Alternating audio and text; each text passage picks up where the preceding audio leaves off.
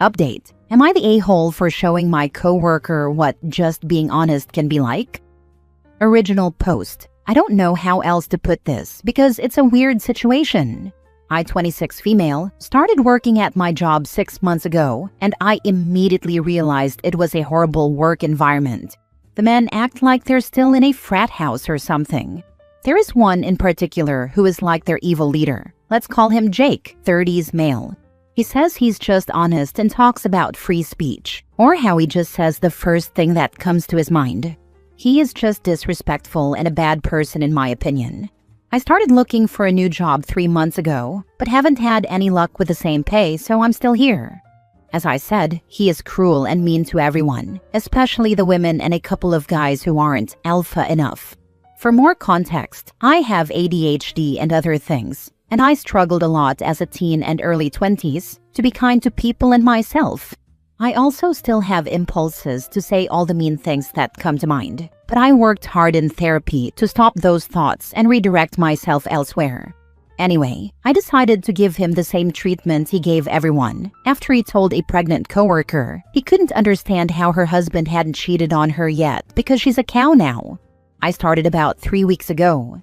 He came to talk to me and told me I'm basically a dude because I don't have enough chest, and I told him, Jake, are you balding, or was your forehead always that inhumanly big? And so on. But yesterday we were talking with a few coworkers about all I cooked for New Year's because I tend to go overboard, and they were impressed with my dinner. He came over and started saying nonsense and throwing insults. So I said, see, this is exactly why your daddy left you. And I continued with my conversation. Well, he talked to HR, and I have an appointment to talk to them on Thursday. However, my coworkers said they would support me, and they decided to file complaints against Jake now and document his behavior. Apparently, they already did, but HR just gave him a slap on the wrist, and they are angry now because HR wants to talk to me so fast. I'm not particularly scared about the appointment, but I wonder if I went a little too far. Yes, he started it, but I don't tend to lower myself to bullies' levels. I really didn't see any other way when HR never did anything about the complaints. I don't really want to apologize to him, but I'll do it if I cross the line, because as I said, I work hard in therapy to be as decent a human as I can be, and maybe this wasn't the best way to handle all this. So, am I the a-hole? Now for the top comments before reading the update. Not the a-hole. Don't dish out if you can't take it. Also, it wasn't very alpha of him when he involved the HR LMAO. Everybody else in that place should just give him back the same energy. Maybe he'd quit. I can't understand how you just let a loser bully you when you're also a grown adult. For the women, I can understand a little more because these types of guys are unhinged, but as a man, beat his butt outside of work or something, lol. Not the a-hole. If HR requires an apology, you can always word the apology properly. I am sorry I made fun of your large forehead. I see now that going bald is making you uncomfortable, and I will not mention it again. This is hilarious, but sadly I can't say this without losing my job. You can say it without saying it. I'm sorry that you took my joke about your baldness so personally. I thought we had an honest, joking relationship, since you've previously commented on my chest size and implied that it made me a man. I will be more careful with your sensitive feelings in the future. Not the a-hole, but I would walk into that meeting with documentation from you and your other co-workers about the things he has said to each of you and let them know that if they want to take disciplinary action against you, it wouldn't be advised until they take care of his issue. Should they decide to discipline you, I would take the evidence from your other co-workers and yourself, signed by each person, and let HR know you'll be talking to an attorney about harassment in the workplace and a hostile working environment. HR is there to protect the company, not you. The minute they know there are serious issues, they'll suddenly address it. Also, do we know if Jake is friends with his HR person? Because that could explain the slap on the wrist.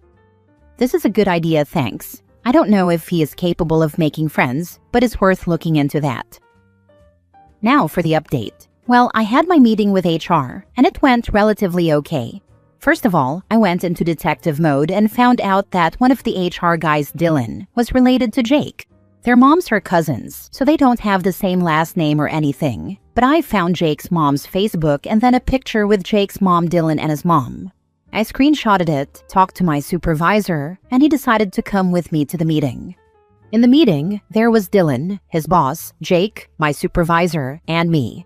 Dylan tried to lead the meeting and suggested immediate termination, but my supervisor told him we would have our meeting with the other HR guy because I deserved a neutral meeting, and then showed both of them the picture.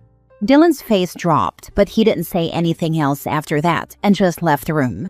The other HR guy talked to me and my supervisor, and I gave him my story, along with about 12 notes signed by my coworkers describing their experiences with Jake. The HR guy called a couple of them, including my pregnant coworker, into his office after dismissing me. On Friday, I had another meeting, but it was only me and the HR guy. I talked about how uncomfortable I felt and how everyone tried to do the right thing by reporting him, but HR never did anything. He said he understood, and that, sadly, Dylan was not impartial in his actions by covering for Jake, but that it had been dealt with. He said I wasn't going to get written up or anything, and that I was in the clear, but he asked me not to repeat this. I told him I wasn't planning on doing it again, and he just told me to go to him if something else happened. Yesterday, I got to the office and everything was normal, but at noon my supervisor came to find me and my pregnant coworker and told us that Jake and Dylan were let go. He said Dylan might have some legal troubles with the company, but he couldn't discuss that, and asked us not to say anything about it to anyone else, and that people would realize about Jake anyway. I also have a second interview at another company next week. I'm hopeful but also nervous, because I've had interviews before that didn't go anywhere in the end. That's all. It was more dramatic than I expected. I thought they'd fire me and keep Jake or something, but finding out Dylan was covering for Jake because of their family relationship helped me tremendously. Thank you for the advice. It was really useful. I remember your first post and I'm glad to see this update. I'm guessing that Dylan's employment in the HR department is how Jake managed to get away with this stuff up until this point, since clearly no one knew about the connection until you pointed it out. That lines up with what you said in your first post about Jake only getting a slap on the wrist before. My additional guess regarding Dylan is that the legal troubles could very well have something to do with proof that he covered up for Jake in the past, including perhaps some instances that could have opened the company up to a lawsuit for either something Jake said or wrongful termination of an employee who reported it. Good for you for doing a little digging and finding what you did, then bringing it with you as proof and leverage. Glad Dylan and Jake had the day they deserved. It's also possible they didn't disclose their relationship and that on top of everything else is putting Dylan especially in hot water. This is one of those rare updates where things actually went the way they should. You handled this incredibly smartly by bringing evidence, witnesses, and your supervisor. Dylan pushing for your termination and then going silent the moment you expose the conflict of interest says everything. You did not overreact. You documented a pattern and let HR do its job once the right person was involved. I am really glad you are in the clear and that both Jake and Dylan were let go. As for the new interview, being nervous is normal, but you proved you can handle pressure and advocate for yourself. That matters more than you think. Good luck. The reason this went so well, I think, had very little to do with the evidence that Dylan is a piece of crap, and more to do with the fact that the HR boss suddenly had a serious and potentially illegal problem on their team, which they are accountable for. This would have become immediately obvious the moment their employee pushed for summary dismissal without exploring the evidence. OP finding out about this conflict of interest and having proof is what absolutely sorted this out. Next story. Am I the a-hole for skipping my own surprise birthday party once I found out it wasn't really for me? I have never been big on birthdays. Don't get me wrong, I don't hate them. I just prefer something low-key. Dinner with my closest friends, maybe watching a film, something small basically.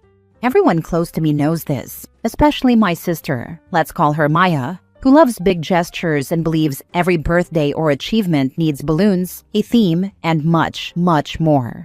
2 weeks before my birthday, Maya started acting strange.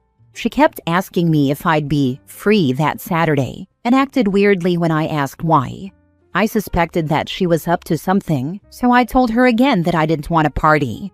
She just laughed and said that, as per usual, I was being no fun. A couple of nights ago, the night before my birthday, one of our mutual friends let it slip that it was a party. She mentioned what she was wearing. Anyway, it turns out the whole family was invited and it was at our parents' house.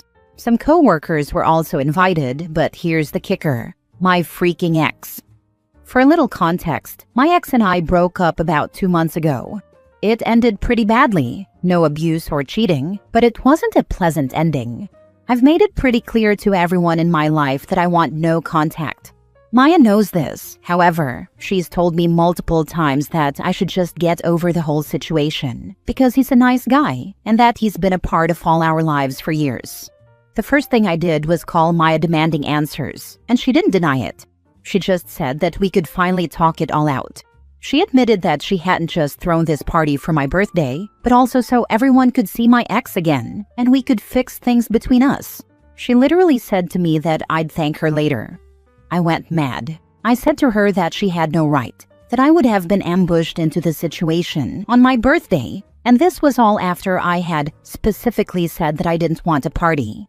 She just said that I was dramatic and bloody ungrateful, that she had this whole thing planned because I wouldn't find better, and it was a good gift.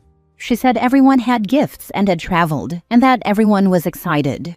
So yesterday, my birthday, I completely powered off my phone and didn't let anyone know, other than my best friend. We went out for lunch and went on a walk together. I ended up having a great day. When I finally got home, I turned my phone on and it was mental. Maya was fuming. People were disappointed, and people even said I embarrassed Maya. Maya is now basically saying that I ruined the whole party and made it all about me. It was literally my birthday. She says that she did it out of a good place in her heart, and that I should at least apologize for not showing up and letting people know. So, am I the a-hole? Not the a-hole. And you should post on your socials to let the rest of your family and friends know you told her not to do that. And she went ahead anyway, so they know it's her fault, not you. I'd wager that OP is not a post to my socials for the whole world to see type of person. I don't have an issue with it. However, I'd rather email or text everyone privately. There's no need to create any more drama over the situation. That's like adding fuel to the fire, lol. Not the a-hole. Don't be surprised when Maya and your ex end up dating. Oh my god, this was exactly my read of the situation. Yep, she needs to send a group message stating she explicitly said she didn't want a party, and that under no circumstances did she want to see the ex. When she learned of the party, she gave her sister a chance to at least uninvite the ex. When that was refused, she decided to control the one piece she could, her own attendance. If the family would prefer to keep company with the ex instead of her, that is fine, but they should let her know so she knows which numbers to erase from her phone. Last story. Am I the a-hole for refusing to leave my job so I could take care of my disabled brother? I'm 22, female, fresh out of college with a marketing degree. My 19-year-old younger brother Alex has Down syndrome. He's verbal, funny, obsessed with superheroes and puzzles, but needs support with daily routines, social interactions, and medication for his heart condition, hyperheart, and of course, supervision to avoid impulsive behaviors. He attends a day program for young adults with disabilities and lives at home. Our parents, mom 48 female and dad 50 male, both work. Mom part-time retail, dad in logistics. From middle school onward, I was Alex's main helper. After-school pickups, homework, meds, meltdowns, bedtime stories sometimes. My older sister, 25, moved out early and was rarely asked to help. She is busy with her career. I skipped clubs, parties, even frats because Alex trusts you most. He calms down faster with you, according to my parents. I still graduated on time and landed my dream entry-level job at a high-end tech firm. Starts next month at $65,000 a year and great benefits. My parents congratulated me until Alex's day program cut hours due to funding issues. There are no spots in alternatives for a long time, and private aides cost over $35 an hour. They claim they can't afford it. They 100% can. So, at a family lunch last week, they cornered me. Alex's program is ending soon, and they said, "We need you to quit the job and stay home to watch him during the day because you're the only one he truly listens to." It's just temporary family duty, and you need to take care of your brother. I was shocked. The job is my foot in the door. Deferring means losing it, restarting applications, maybe relocating. I've waited years for this independence. I took care of my brother for a long time, and this job meant everything to me, living my life again. They brushed it off. Jobs come and go. Alex didn't choose this. You've always been amazing with him. We can't risk a stranger messing up his routine, etc. Then I asked why my sister couldn't help, or why they couldn't adjust shifts or use savings. Mom teared up. She's got her own life now. We've given up so much. It's your turn to step up for your brother. But I was already taking care of him fully. Then I said no. I'd already signed the offer, bought work clothes, and planned my commute. This is my future, and I don't want to miss it. Dad got mad. So you're picking a paycheck over your disabled brother's well-being? What kind of sister are you? I packed my things that night and moved in with a friend after a while. It was intense. My parents told family I'm ditching Alex for some fancy job. Relatives call me selfish. A few months won't ruin your career, but lack of care could devastate him. I genuinely love my brother. He has disabilities, but he is the kindest brother anybody could wish for, and I really care about him. But I feel like I did everything in my power to be there for him. Please be honest. Am I the a-hole? Not the a-hole. You are not obligated to be your brother's free full-time caretaker. We only get one life. You need to live yours. Take the job, move out, and live your life. That doesn't mean don't spend time with your brother, but you need to prioritize your life first. Your parents are calling you selfish because they are used to being able to dump things on you and have you do it. Now is the time for that to stop. I bet if you ask your brother, he'd want you to be happy in life. And that means taking this job and setting yourself up for a good future. Anytime a relative gives her a hard time, OP needs to tell them they can talk when they quit their job to look after the brother. She was parentified to a ridiculous degree. Now she deserves to live her 20s. Sounds like your mom is choosing a paycheck over her son. You know, if you did stay temporarily, there would be a series of events that would keep you there a very long time, until you became his permanent caregiver. It's nonsensical from a pure financial standpoint for OP to give up $65,000 to stay home while mom keeps working retail. I think the reason they're asking OP to care for her brother versus asking OP to help pay for care they can't afford is because the parents' long-term plan is for OP to take care of her brother forever. I really encourage OP to look into therapy. This isn't going to be an easy boundary to set and enforce. Having a neutral party you can talk to, who can help support you in figuring out how you want to handle all of this and following through, would be helpful.